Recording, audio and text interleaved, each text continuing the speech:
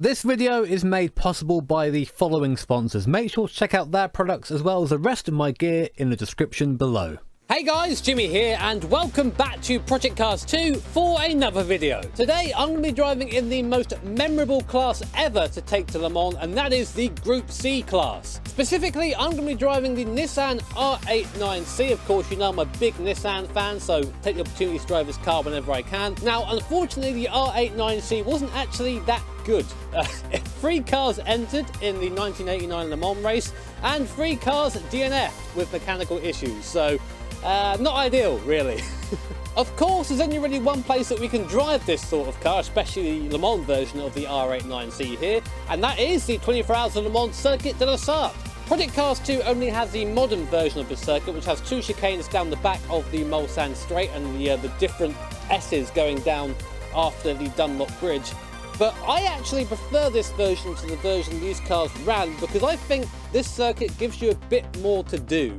Of course, you aren't going to reach 250 miles an hour going down the back straight, but frankly, as a driver, it's quite boring to drive on the really long straight down here, and I prefer having something to do on the way down to Mulsanne Corner. This being Le Mans, it seems a little bit wrong not to do some sort of time progression, given this is a 24-hour race in real life. We're going to be starting at 6 PM in the evening and then moving into the night as the race progresses. Now, I must say, from the practice I did earlier, moving into the night, watching the sunset and seeing the lights of the cars just bounce around the circuit, it put a huge smile on my face. So I'm really hoping that I can, put that across to you guys once we get racing. But enough chatter, let's go have some fun. Right then, so rolling start here today because standing starts in these cars are definitely not ideal. Just coming down to the 4 chicanes now, waiting for that very loud and very obnoxious buzzer to go off. There it is. And then green flag for 3 laps of Le Mans in a Group C monster. Let's go. Up to second gear, Wolfsman off the chicane, up to third. We're on a 5-speed car here today, so the gears are quite long to make sure we don't run out of speed on the mammoth back straight. Coming through T1 now, nice and soft. Everything's very cold at this point, so the car understeers quite a lot. Not really bothered about position through the first couple of corners, just trying to get through without hitting anyone. Saying that, we gained 2 places through there. And now under the Dunlop Bridge and down the hill. I've been on the Dunlop Bridge, there's lots of graffiti on the inside, it's very cool. Casting around the outside, AI a lot more confident it seems. Jeez, had to pull to the left there to avoid hitting that guy. Just check my mirrors either side. Really like the mirrors in Project Cars 2 actually. I think they're probably the most realistic mirrors that are around in VR. Are a little bit slow behind this Sauber. We're going to pull out now and just gun it and make the most of that 850 horsepower turbocharged V8 behind me. Up into 50. I've got the force feedback fairly high for this. I couldn't quite tune out the bumps the way I like them to, but they're still fairly good. Coming down now to the first chicane, I think this is called the PlayStation chicane or something like that. I forget what it's called nowadays. Oh, very late on the brakes. That was lucky. AI got out of my way there. I definitely outbraked myself, but we're through okay. Big dab. I say dab the opposite lock. That was just one big old slide out of there. And up through the gears again. Already the shadows are starting to lengthen as the day grows ever later and later. Cars are 2x2 in front of me. Nowhere really for me to go. I might just have to wait. Both Sauber C9s there, or C9s and C11 maybe. I'm actually really bad at the Saubers, but they're both Saubers, I'm pretty sure. Oh wow, I had to go from 5th to 2nd there, wait for my downshift to make sure I didn't go into the back of them. Again, trying to get them on the exit here, running a little bit wide onto the dusty stuff on the right. But we are past, nice, right, headlights on. Already fogging up inside the VR because of the effort that you have to put into driving this car. 320k is indicated there, that's 200 miles an hour coming down to the Mulsanne corner, going to brake nice and early. Oh, there you go. And now blinded by the sun. What a cool view that is. I mean, I say cool view, I can't really see, but it's damn cool. Car on my inside there, you can just see in the mirror as I pull away on acceleration. I've got slightly longer gearing than you would usually have on this. Slightly longer final drive, I should say, which lets us get up to about 360 Ks in the slipstream, which is damn fast, I must say. And the difference between this car and modern endurance cars, I'll finish that in a second. Focus. Not dead, just about. Nearly died there, but we're not, so that's good.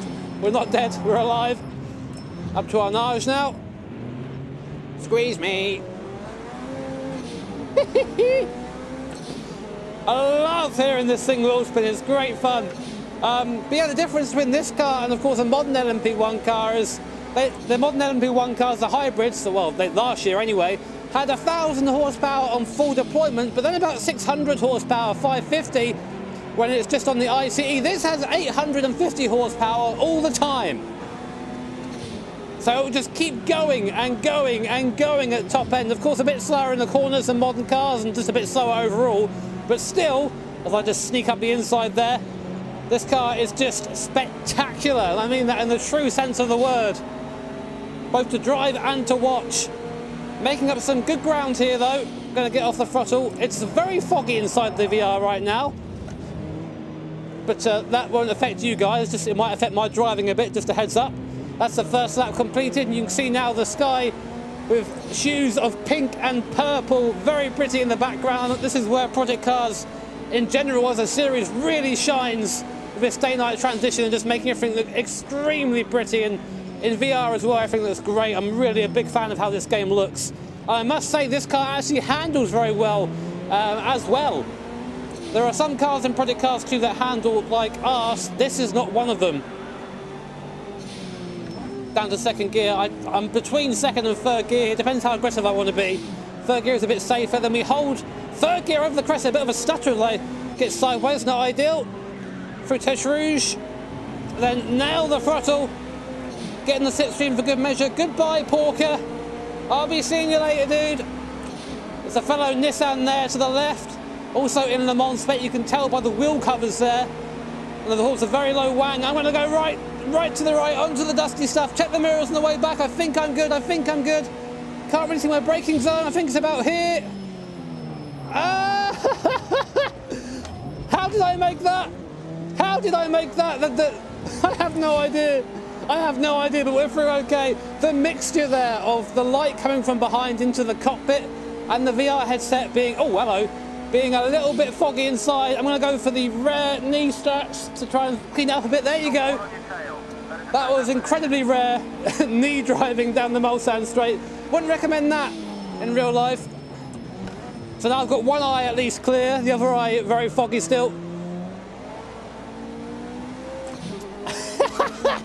I just love getting sideways out of there. Makes you feel like an absolute badass and I love it. Check the mirrors again. You get a real sense of good distance in the mirrors in Project Cars 2. Sorry, I keep adjusting the headset, guys, just trying to make sure I can see so I can actually complete this. Down to the Mulsanne corner, down the first gear. AI very strong through these slower corners. Well, watch that acceleration there. You can see the speed just below the RPM meter there. 220 k's is about 140 miles an hour. And already we're getting up to nearly 300 kilometers an hour, about 185. And now pushing to that 320, that magic 200 miles an hour, of course, in full race trim. On the old circuit, this car would do about 240 miles an hour or so at the end of a straight, especially in qualifying trim as well.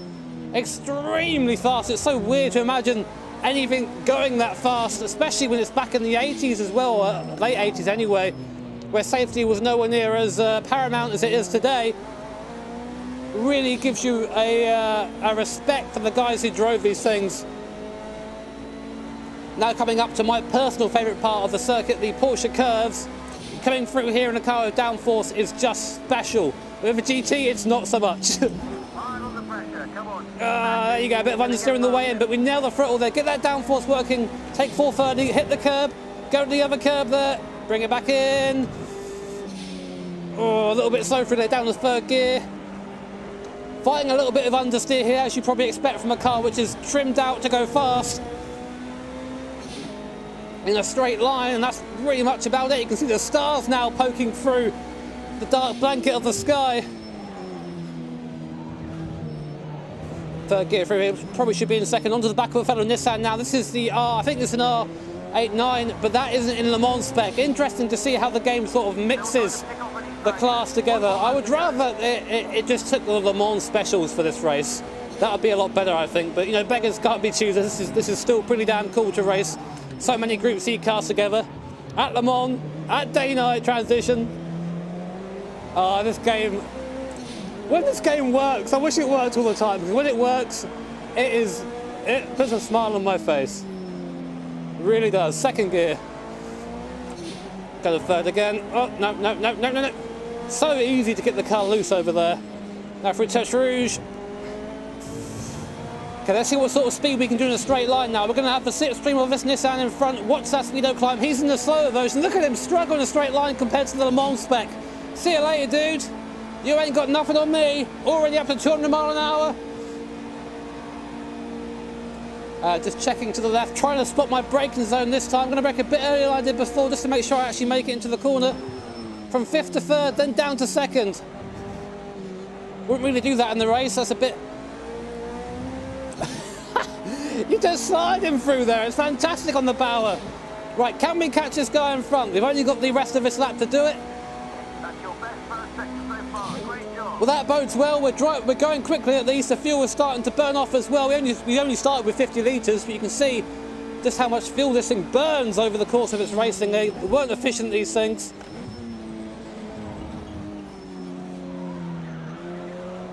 Trying to get on the throttle quickly just to rotate the car and then have minimal wheel spin, but the thing is, it feels so damn cool to slide out the corners.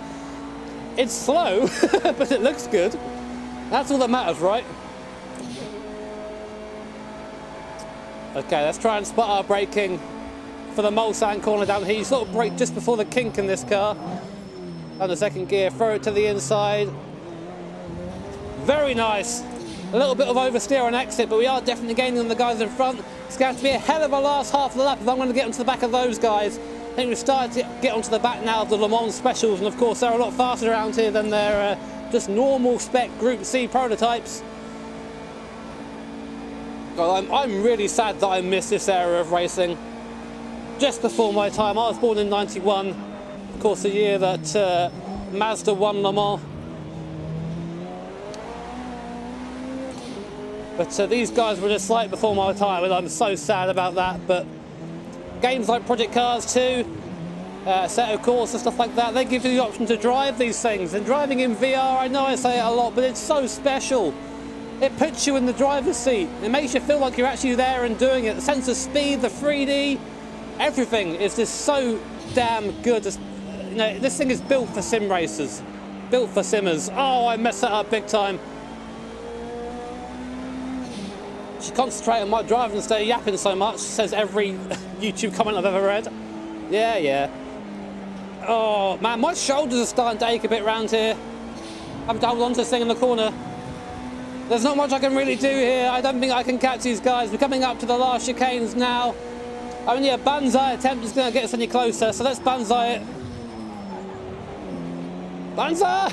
No!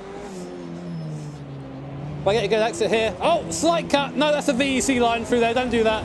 But there you go then. That was 3 laps of Le Mans in the Nissan R89C. And my God, that's a lot of fun. We came P10, nice. So we gained about 14 positions there. Nearly took P9. Guys, if you've got Project Cars 2, go do this. It's a lot of fun. And I really recommend this car. It drives really well and it's just a lot of fun. But guys, if you enjoyed the video, make sure to hit that like button. And if you really enjoyed it, hit subscribe to be notified of future videos. Take care, have an awesome day. See you all next time.